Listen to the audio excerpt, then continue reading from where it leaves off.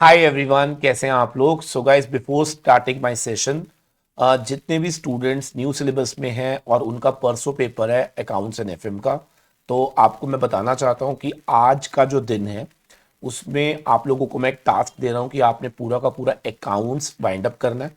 Because आज के दिन मैं बहुत सारी वीडियोस आप लोगों को अपलोड करूंगा, जो कि 10-10, 15-15, 20-20 मिनट की होंगी, 30 मिनट्स की होंगी, जिसमें मैं अकाउंट्स से सारे इंपॉर्टेंट कॉन्सेप्ट डिस्कस करूंगा। ऑल्दो मैंने बहुत अच्छे से रिवीजन आपको कराई हुई है, बट फिर भी मैं ढूंढ रहा हूं कि कौन कौन से ऐसे टॉपिक्स हैं जिसकी प्रोबेबिलिटी बहुत हाई हो सकती है, उन पर मैं वीडियोस बनाकर आज डालूंगा। ठीक है ना।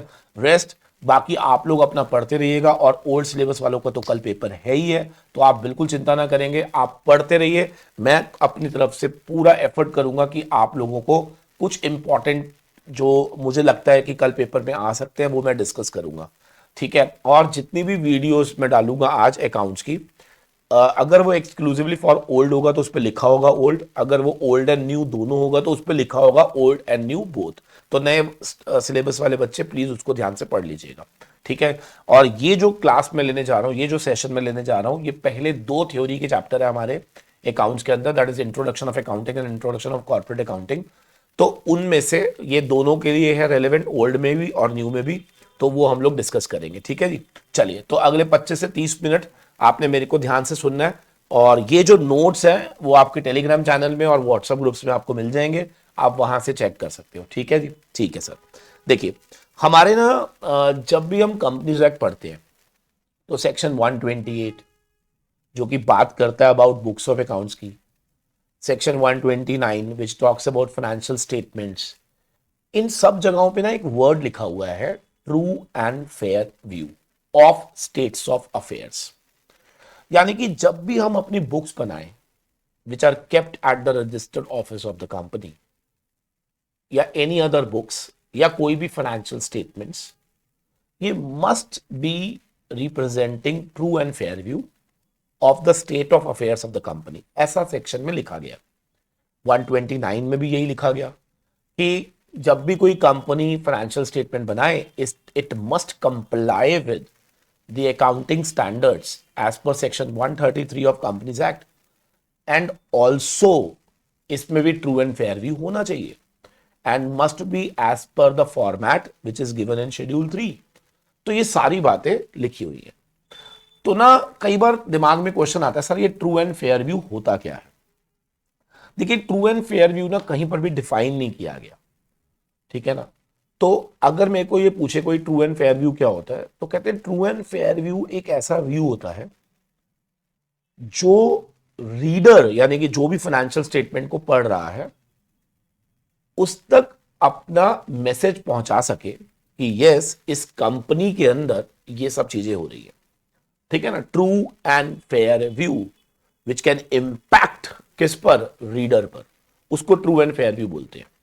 लेकिन अब दिमाग में क्वेश्चन आता है कि सर कुछ तो ऐसी बातें होंगी जो हमें ध्यान रखनी पड़ेंगी while making financial statement true and fair view. Yes. तो अगर पेपर में आ जाता है कि what are the factors which we need to consider, किसके लिए, for true and fair view of the financial statements, तो आपको याद रखना वहां पे 4 फैक्टर्स के बारे में बात करनी है। ठीक है ना। वो 4 फैक्टर्स कौन से हैं। पहला फैक्टर, मटीरियलिटी।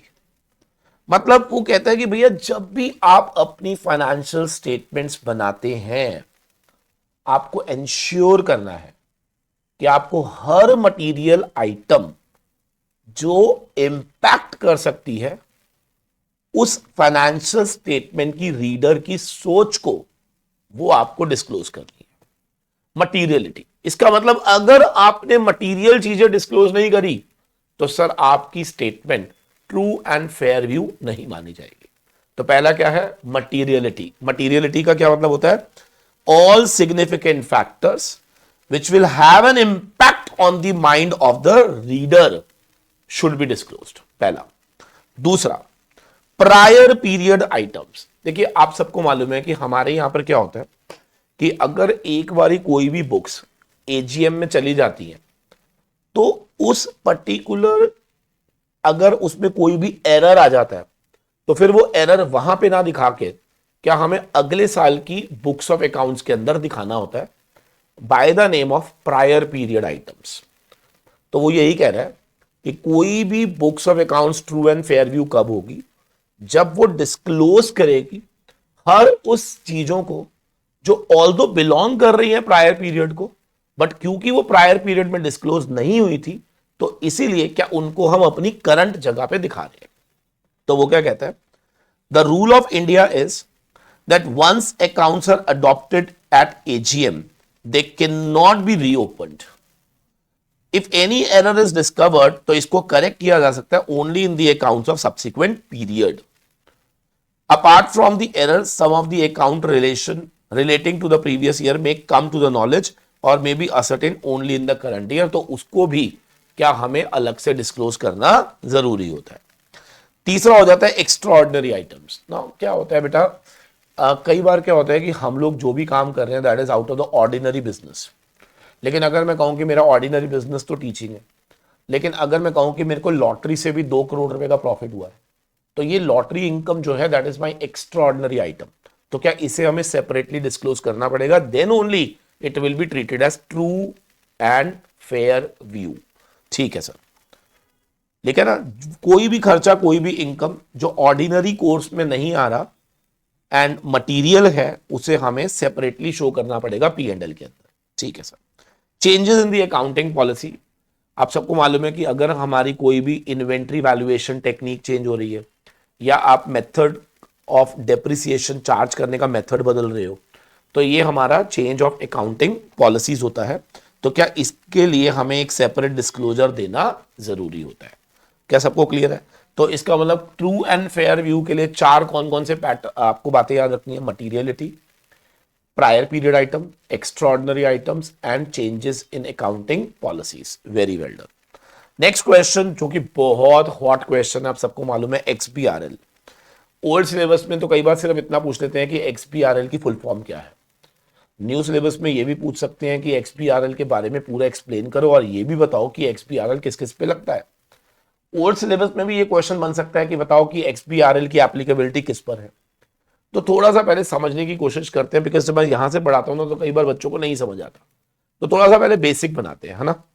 देखिए क्या हुआ, आप सबको मालूम है कि हर company if I talk about like listed company की बात करते हैं, चलो आप मुझे बताओ एक लिस्टेड कंपनी के लिए क्या बहुत सारी ऑब्लिगेशंस होती हैं? यस। क्या उसको अपनी फाइनेंशियल रिपोर्टिंग करनी होती है, एमसीए को फाइनेंशियल रिपोर्टिंग करनी होती है, सेबी को, बहुत अलग अलग जगहों पर, और मास ऑफ द पीपल को क्या उसको फाइनेंशियल रिपोर्टिंग करनी होती है? यस और बिल्कुल। अब ऐसी फाइनेंशियल रिपोर्टिंग बहुत सारी कंपनीज कर रही होंगी, राइट। अगर मुझे कंपैरिजन करना हो तो क्या एक स्टैंडर्डाइजेशन लैंग्वेज होनी चाहिए, एक ऐसी लैंग्वेज होनी चाहिए जो कि एक स्टैंडर्ड फॉर्म में लैंग्वेज हो जिसे सारी कंपनीज यूज करें वाइल रिपोर्टिंग। यस और नो? यस। तो इसी को बोलते हैं XBRL। फुल फॉर्म क्या है? Extensible business reporting language. बोलना जरा। X मतलब एक्सटेंसिबल बिजनेस रिपोर्टिंग लैंग्वेज, यानी कि XBRL is just a reporting language, business reporting language. यानी कि जब भी कोई बिजनेस अपनी चीजों को रिपोर्ट करती है तो वो एक स्टैंडर्ड लैंग्वेज में रिपोर्टिंग करेगी, जिसको हम क्या नाम देंगे? XBRL। क्या सबको क्लियर है? यस। तो पहले जरा एक बारी हम पढ़ने की कोशिश करते हैं कि XBRL है क्या।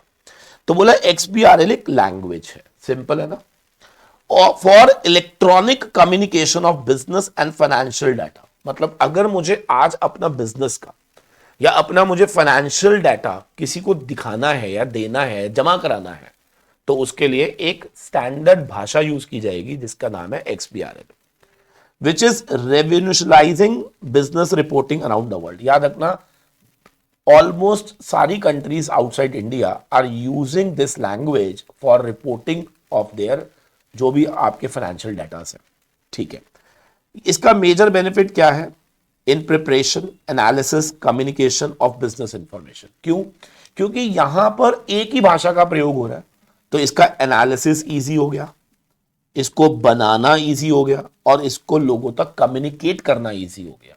समझ रहे हैं भाई, जब स्टैंडर्डाइजेशन हो जाता है ना बेटा, तो उसका बनाना भी इजी हो जाता है, उसको एनालाइज करना भी आसान हो जाता है, और उसका कमॉन कमॉन एक प्रिपरेशन, एनालिसिस और कम्युनिकेशन। Very good. ये ऑफर करता है cost saving, greater efficiency and improved accuracy and reliability to all those involved in supplying और यूजिंग फाइनेंशियल डाटा। XBRL का मतलब ये होता है, it is already being put into practical for number of countries and implementation of XBRL are growing rapidly around the world. खत्म हो गया। ठीक है सर, सर हमें तो यही समझ आया, XBRL एक लैंग्वेज है जिसमें आप अपने फाइनेंशियल डाटा को रिपोर्ट कर सकते हो।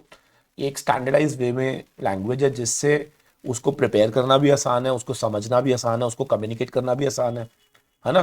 तो ये सारे बेनिफिट्स होते हैं। ठीक है सर, और ऑलमोस्ट इन वर्ल्ड के अंदर सारी कंट्रीज जो हैं वो इसको यूज़ कर रही हैं, और जो नहीं कर रही उन्हें भी इसको यूज़ करने के लिए कहा जा रहा है।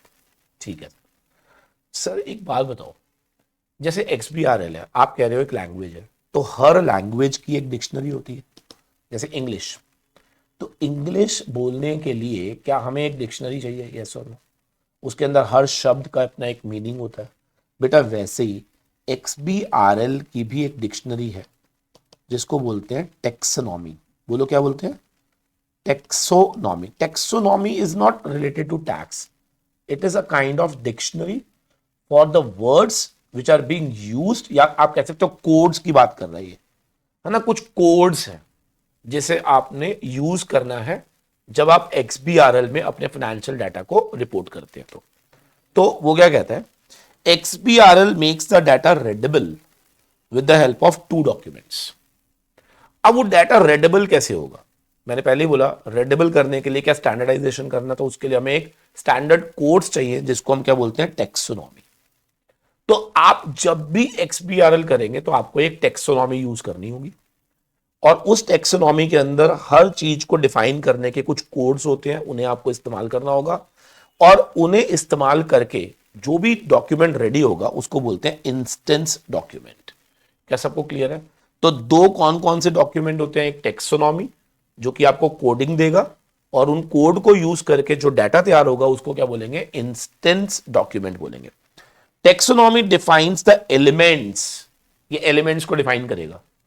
टेक्सोनॉमी कोड्स है ना भाई, हर चीज का एक कोड है, तो वो डिफाइन क्या करता है, elements and their relationship based on regulatory requirement using the taxonomy prescribed by the regulators. आपको यूज करनी है टेक्सोनॉमी जो कि कौन प्रोवाइड करेगा, regulator. Companies need to map their reports, आपकी अपनी जो रिपोर्ट है आप उस टेक्सोनॉमी को यूज करके उसमें मैपिंग करोगे और जनरेट करोगे एक वैलिड XBRL इंस्टेंस डॉक्यूमेंट। समझ आ गया जी? समझ आ गया ना? मतलब हर रेगुलेटर अपनी एक टेक्सोनॉमी देगा, उस टेक्सोनॉमी को यूज करके आपने अपनी भाषा में जो लिखा था आपने उसकी भाषा में उसको मैपिंग करनी है, और वहां से जनरेट हो जाएगा एक XBRL इंस्टेंस डॉक्यूमेंट। क्या सबको क्लियर हो गया? The process of mapping means matching the concept are reported by the company to the corresponding element of the taxonomy. I hope clear to everyone. बोलो मेरे प्यारे दोस्तों, अब ये किस किस पर मैंडेट है, ये बड़ा इंपॉर्टेंट है।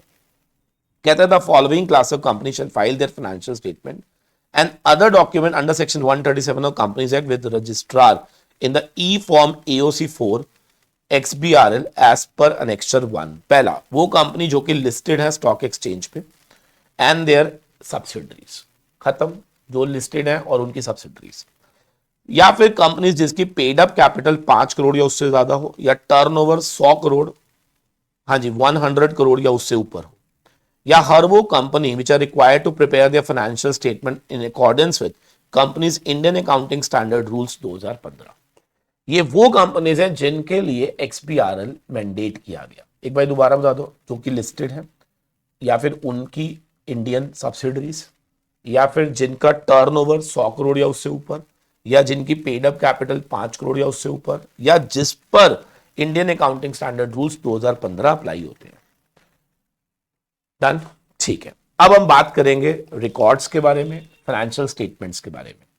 देखिए सेक्शन 128 कहता है कि हर कंपनी को अपने जो भी बुक्स ऑफ अकाउंट्स हैं या अदर जो भी बुक्स हैं उन्हें रजिस्टर्ड ऑफिस में मेंटेन करना पड़ता है, ठीक है, और इन्हें मेंटेन करना पड़ता है 8 साल के लिए, 8 फाइनेंशियल ईयर्स के लिए, immediately preceding the financial year और where the company had been in existence for less than 8 years, तो जितने साल भी वो एग्जिस्ट करी थी क्या उतने साल के लिए उसको मेंटेन करना पड़ेगा। लेकिन अगर कोई कंपनी का इन्वेस्टिगेशन चल रहा है तो सेंट्रल गवर्नमेंट चाहे तो डायरेक्शन दे सकती है कि उसे लंबे समय के लिए भी उन बुक्स को मेंटेन करना पड़ सकता है, ठीक है सर।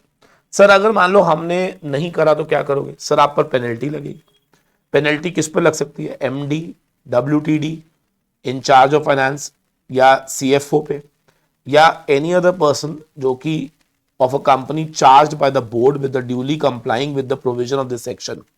अगर वो कॉन्ट्रावीन करता पाया गया तो इन लोगों पर लग जाएगी penalty, punishable with a fine which shall not be less than 50,000 रुपए and may extend up to 5 lakh. Minimum 50,000, maximum 5 lakh. बेटा ये मैं बता दूं ये क्वेश्चन पेपर में आ चुके हैं, ठीक है, ये ध्यान रखना। सेक्शन 128, बुक्स मेंटेन करो, रजिस्टर्ड ऑफिस 8 साल के लिए, ज्यादा भी हो सकता है अगर इन्वेस्टिगेशन चल रही है तो, नहीं करोगे तो मिनिमम 50,000 और मैक्सिमम 5 लाख की पेनल्टी लग सकती है। नेक्स्ट क्वेश्चन आ जाता है, what do you mean by the term financial statement. सबको मालूम होगा सेक्शन 2 क्लॉज 40 बताता है कि फाइनेंशियल स्टेटमेंट में क्या क्या चीजें आती है। तो कौन मुझे बताएगा? फाइनेंशियल स्टेटमेंट में एक तो बैलेंस शीट आती है, एक पी&एल स्टेटमेंट, एक कैश फ्लो, और एक आता है changes in equity if applicable, ठीक है। और फिर एक एक्सप्लेनेटरी नोट अनेक्स्ड टू और forming part of the document refer to in, ये जो 1 2 3 4 है, इनसे रिलेटेड कोई भी एक्सप्लेनेटरी नोट होगा तो वो भी आपका फाइनेंशियल स्टेटमेंट का पार्ट होगा। सर अगर आपको याद हो तो वन मैन कंपनी हो गया या स्मॉल कंपनी हो गया, डोरमेंट हो गया, स्टार्टअप्स हो गया, इन सभी के लिए कैश फ्लो स्टेटमेंट जरूरी नहीं होता।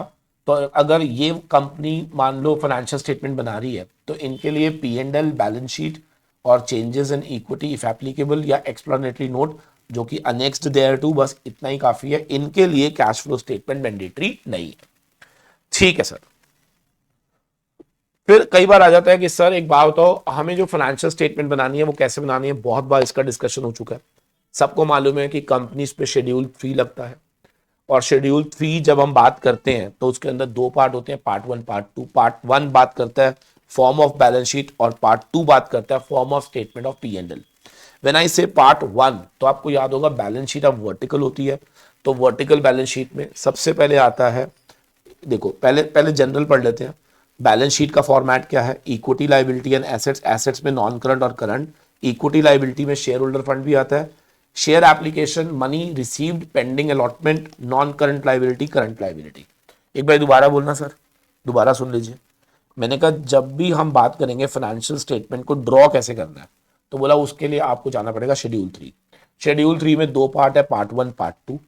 Simple, part 1 part 2। पार्ट 1 बताता है बैलेंस शीट कैसे बनेगी, पार्ट 2 बताता है स्टेटमेंट ऑफ पी&एल कैसे बनेगा। जब हम बैलेंस शीट की बात करते हैं तो बैलेंस शीट में आप सबको मालूम है वर्टिकल बैलेंस शीट बनेगी। तो सबसे पहले आता है शेयर होल्डर फंड, अभी मैं फॉर्मेट भी दिखा दूंगा। फिर उसके बाद share application, money pending allotment, फिर non current liability, current liability, और एसेट के अंदर non current assets and current assets, ठीक है। अब थोड़ा सा डिटेल में बात करेंगे। जब हम खाली लायबिलिटी साइड की बात कर रहे हैं तो टॉप हेडिंग क्या होती है? Equity and liability. Equity and liability के अंदर अभी मैंने बताया क्या क्या आता है। शेयर होल्डर फंड आता है, नॉन करंट, करंट।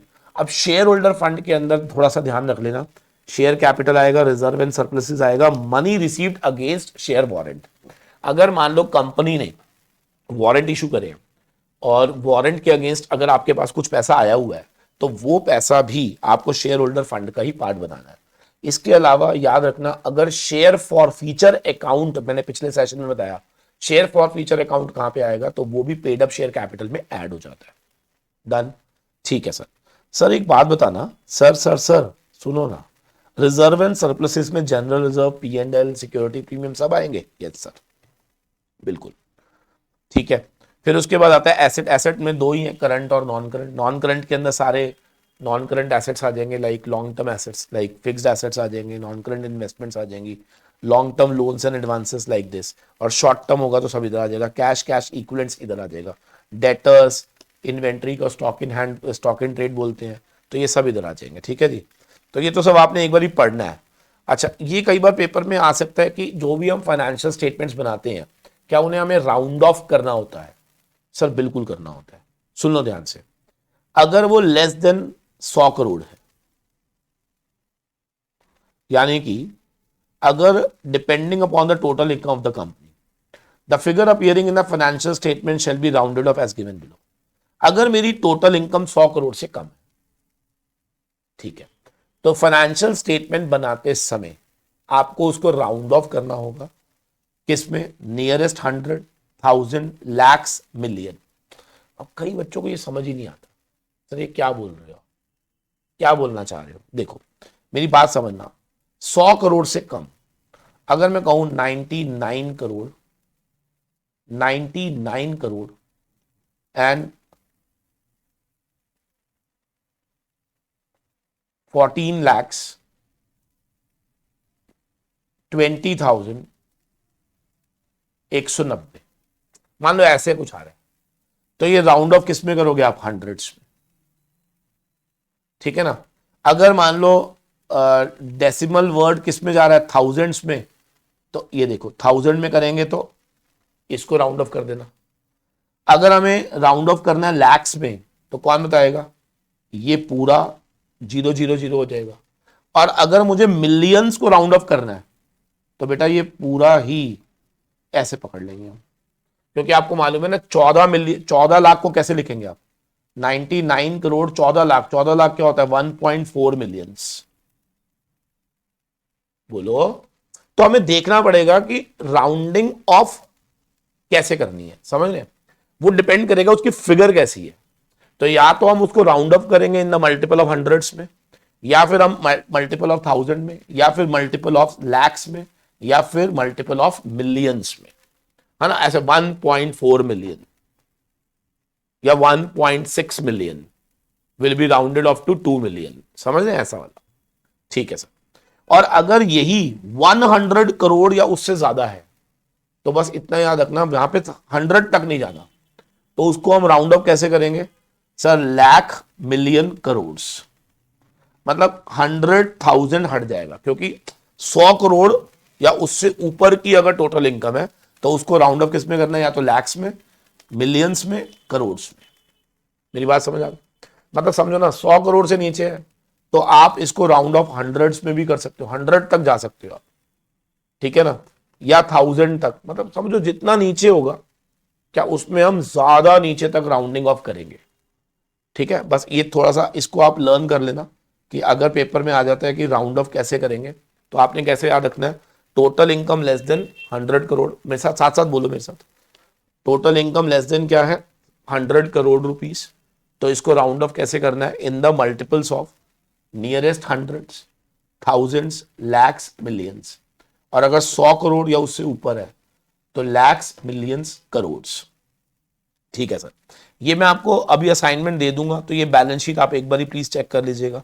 ठीक है, ठीक है सर। अब हमारा ना एक चैप्टर था इंट्रोडक्शन टू अकाउंटिंग, जिसके अंदर अगर आपको याद हो तो बुक कीपिंग क्या होता है, अकाउंटिंग क्या होता है, double entry book keeping system क्या होता है, सिंगल एंट्री सिस्टम क्या होता है, ट्रायल बैलेंस क्या होता है, जर्नल क्या होता है, जर्नल कितने तरह के होते हैं, कैश बुक क्या होता है। हालांकि बहुत छोटे छोटे क्वेश्चन है, बट मैं 5 से 6 मिनट में ये पूरा कराने जा रहा हूं, ध्यान से सुन लेना। ठीक है जी, एक बार मेरे साथ पढ़ लोगे तो आपको बड़ा इजी लगेगा, ध्यान रखना। ठीक है, 5 से 6 मिनट मैक्सिमम। देखिए बुक कीपिंग और अकाउंटिंग क्या होता है। देखिए जब हम बुक कीपिंग की बात करते हैं, तो बुक कीपिंग का मतलब सिर्फ क्या होता है? चीजों को रिकॉर्ड करना, खत्म, रिकॉर्डिंग करना। तो आराम से देखेंगे, अगर मुझे उसको प्रॉपरली, सुन लो ध्यान से, बुक कीपिंग सिर्फ रिकॉर्डिंग की बात हो रही है, लेकिन जब हम उसको एक प्रॉपर फॉर्मेट में लेके जाते हैं ताकि वहां से हम जजमेंट बना सके, तो दैट इज अकाउंटिंग। तो अकाउंटिंग थोड़ा बड़ा टर्म है, आप कह सकते हो कि पहले बुक कीपिंग होती है और बाद में अकाउंटिंग होती है। तो आप ऐसे भी कह सकते हो, output of the book keeping is input for the accounting. समझ आ गया? तो वो क्या कहता है, output of the book keeping is input for the accounting. Output for accounting क्या इन्फॉर्म्ड जजमेंट में यूज होता है, ठीक है।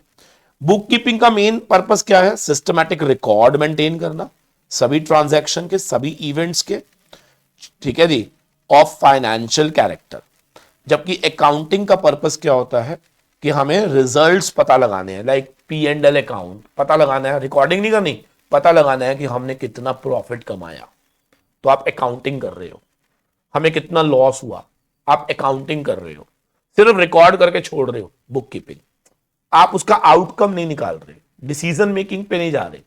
That is book keeping foundation है, अकाउंटिंग लैंग्वेज है।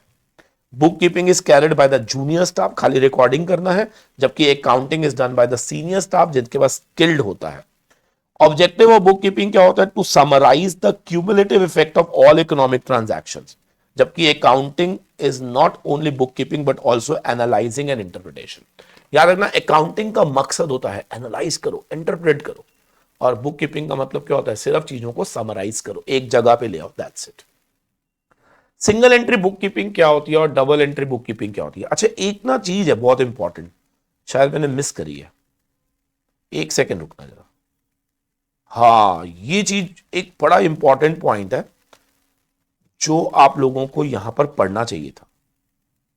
ये देखो, वो कहता है कि जब सेक्शन 128 क्या कहता है, जब भी कोई company books of accounts maintain करेगी, एक तो अक्रूवल बेसिस पे करना है और दूसरा double entry book keeping follow कर, मतलब हर ट्रांजैक्शन का डुअल इफेक्ट। यानी कि आप जब भी बुक्स बनाएंगे कंपनीज के लिए, एक एक्रूवल बेसिस और एक डबल एंट्री बुक कीपिंग, ठीक है ना। अब यहां पर हमने क्या डिस्कस करा, सिंगल एंट्री। देखिए, सिंगल एंट्री में क्या होता है कि अपन सिर्फ एक ट्रांजैक्शन इफेक्ट दिखाते हैं, दूसरा दिखाते हैं नहीं। तो डबल एंट्री में जबकि क्या होता है, अपन दोनों इफेक्ट दिखाते हैं, डेबिट इफेक्ट भी और क्रेडिट इफेक्ट भी, है ना। सिंगल एंट्री बुक कीपिंग क्या होती है, book keeping also known for single entry accounting is a method of book keeping that relies only on one sided accounting entries. In case of double entry, जबकि हम लोग दो aspects check करते हैं, एक डेबिट और एक credit. In case of single entry book keeping, the business house for their convenience and more practical approach ignore strict rules of double entry, है ना। अच्छा, इसमें ना एक खास बात होती है, आप लिखना चाहो तो लिख लो।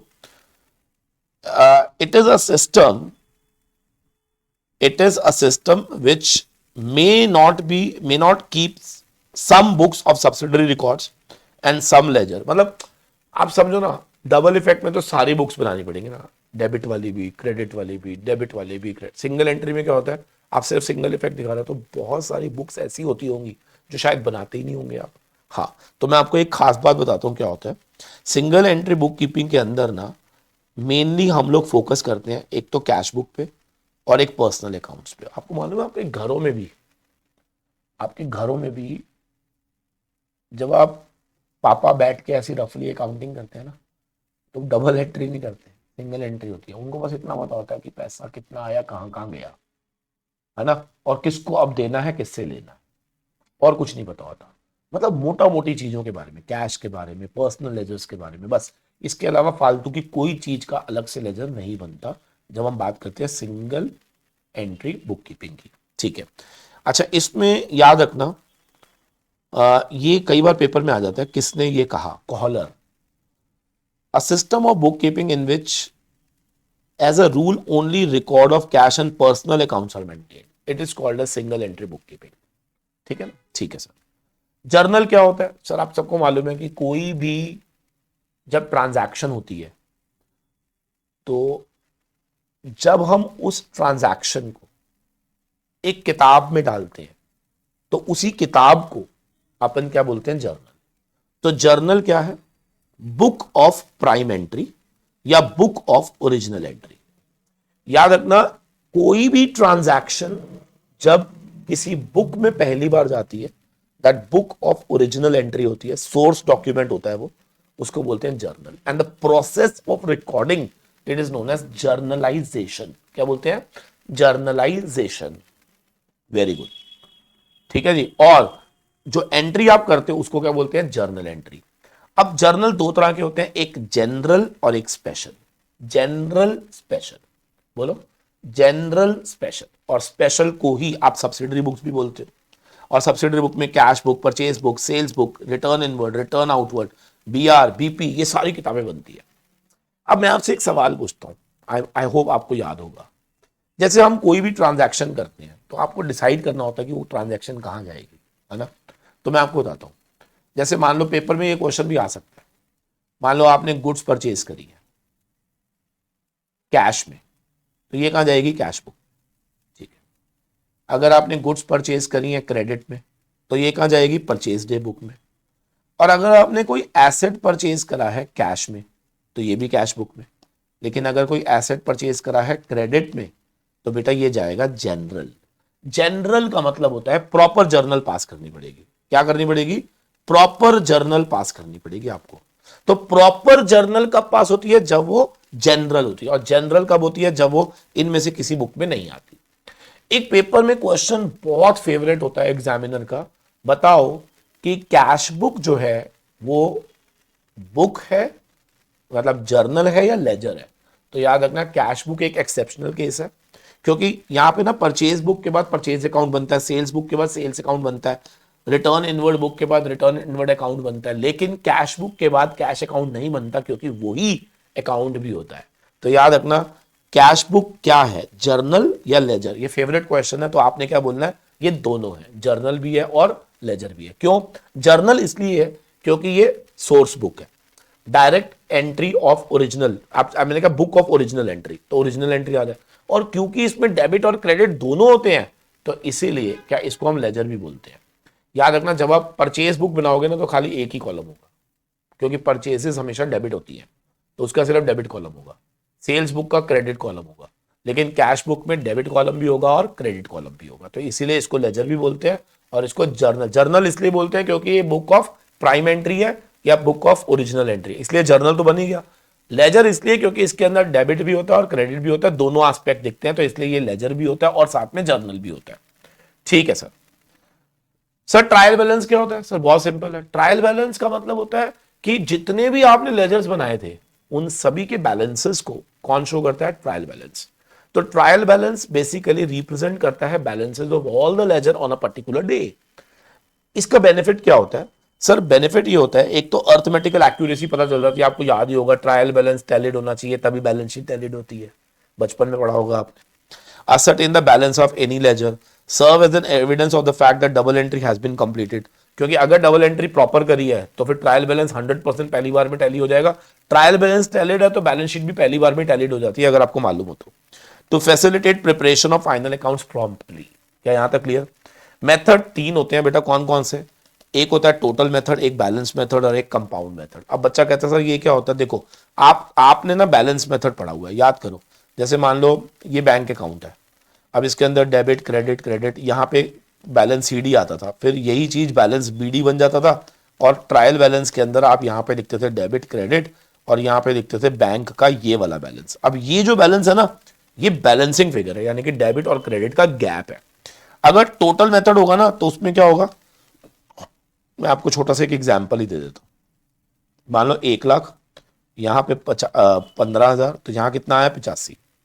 तो अगर आप 85 दिखा रहे हो तो ये बैलेंस मेथड है, अगर आप पूरा 1 लाख दिखा रहे हो तो ये टोटल मेथड है, और अगर एक ही में दोनों चीजें दिखा रहे हो तो इसको कंपाउंड मेथड बोलते हैं। तो पेपर में ओल्ड सिलेबस वालों को ये 1 मार्क का क्वेश्चन आ जाता है कि ट्रायल बैलेंस बनाने के कितने मेथड है, तो 3 है, बताओ कौन कौन से, कंपाउंड मेथड, बैलेंस मेथड और टोटल मेथड। ठीक है सर, ठीक है सर, बहुत बढ़िया। तो लीजिए ये सेशन को हम यहीं पे समाप्त करते हैं, और ऐसे ही जल्दी जल्दी और भी लेक्चर्स आने वाले हैं, सबको देख लीजिएगा 1.5x की स्पीड पे। Thank you very much, God bless you all, bye bye.